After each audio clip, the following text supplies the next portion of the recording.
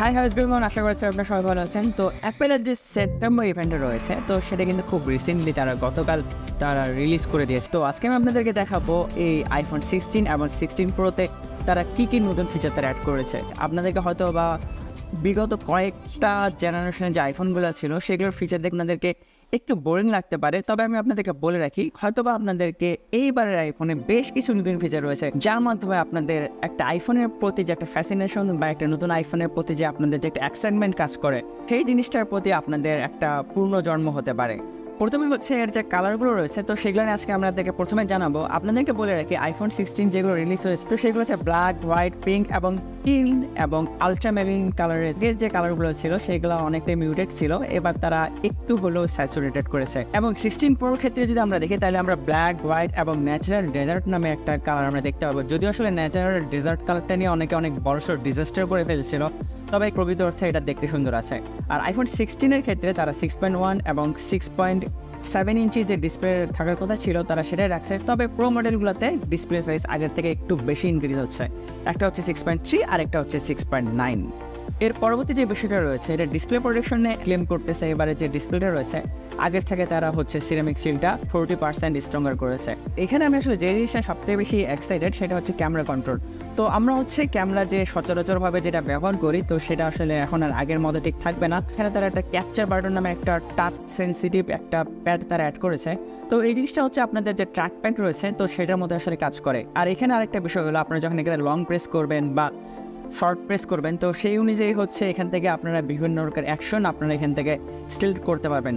আপনারা হয়তো আইফোন 7 কিংবা আপনারা যে ম্যাগ ইউজ করে থাকেন সেখানকার যে আসলে একটা প্রেস করা যে একটা ফিলিং দেয় সেটা কিন্তু আসলে এদের হ্যাপটিক ইঞ্জিনের যে ট্যাপটিক ইঞ্জিনটা রয়েছে আর কি, তো সেখান থেকে আসলে তারা এই যে একটা ফিলিং যেটা রয়েছে, যে একটা অ্যাকচুয়ালি ক্যাপচার করা যে একটা ফিলিং যেটা রয়েছে আর কি, তো সেটা জেনারেট করে।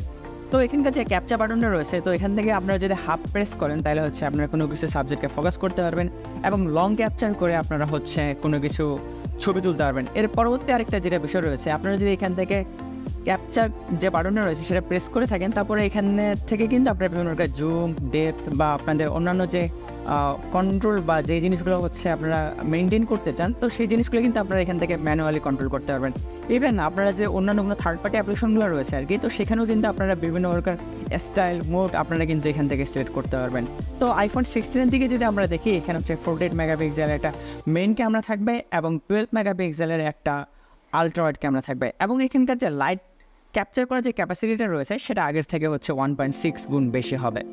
আর আইফোন প্রো মডেল যদি দেখি তাহলে এখানকার মেইন যে ক্যামেরাটা রয়েছে সেটা হচ্ছে 48 মেগাপিক্সেল, তারপরে এখানকার যে আলট্রা ওয়াইড ক্যামেরাটা রয়েছে সেটা হচ্ছে 48 মেগাপিক্সেল, এবং এখানকার যে টেলিফোটো ক্যামেরাটা রয়েছে যেটা হচ্ছে আমরা অপটিক্যালি 5x পর্যন্ত আপনারা ছবি তুলতে পারবেন, সেটা হচ্ছে 12 মেগাপিক্সেলের।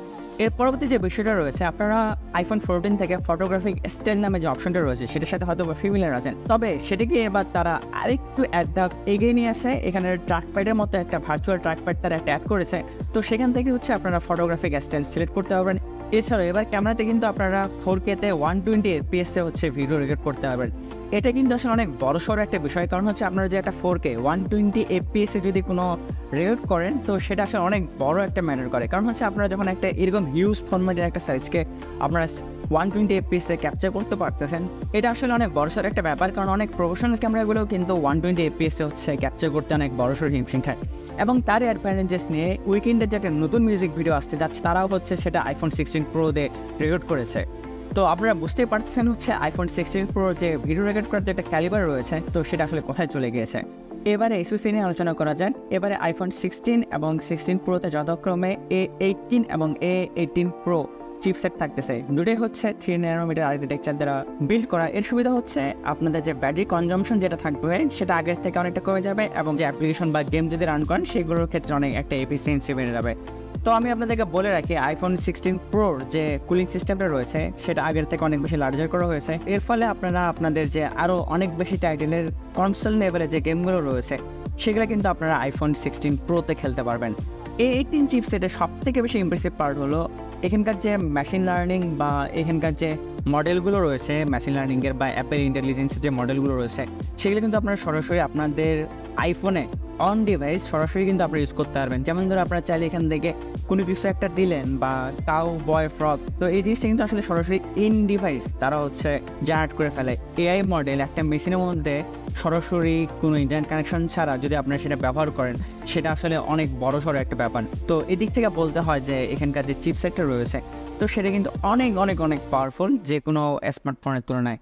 এর পরবর্তী যে বিষয় রয়েছে, আপনাদের যে ক্যামেরাটা রয়েছে, তো সেখান থেকে কিন্তু আপনারা শুধু যে ছবি তুলতে পারবেন এমন না, আপনারা কিন্তু চাইলে বিভিন্ন প্রকার থার্ড পার্টি অ্যাপ্লিকেশন, যেমন ধরুন ChatGPT বা গুগল থেকে আপনারা কোনো আইটেম কিনতে বা কোনো একটা পোস্টার দেখলেন, তো সেই অনুযায়ী কিন্তু আপনারা আপনাদের কোনো ইভেন্টের শিডিউল আপনারা এখান থেকে ফিক্স করতে পারবেন।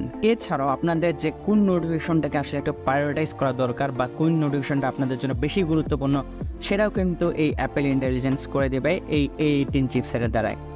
প্রাইসিংয়ের ক্ষেত্রে যদি দেখি, আইফোন আগের যে প্রাইস ট্যাগটা রয়েছে সেটা রেখেছে প্রো মডেলের ক্ষেত্রে $999 এবং রেগুলারের ক্ষেত্রে $799 করে। তো আজ এই পর্যন্তই, আশা করা যাচ্ছে ভিডিও ভালো লেগেছে। ভিডিও ভালো লাগলে ভিডিওটি লাইক, আর যারা নতুন চ্যানেল সাবস্ক্রাইব করেনি, আশা করা যাচ্ছে আপনারা আমার চ্যানেল সাবস্ক্রাইব করে থাকবেন।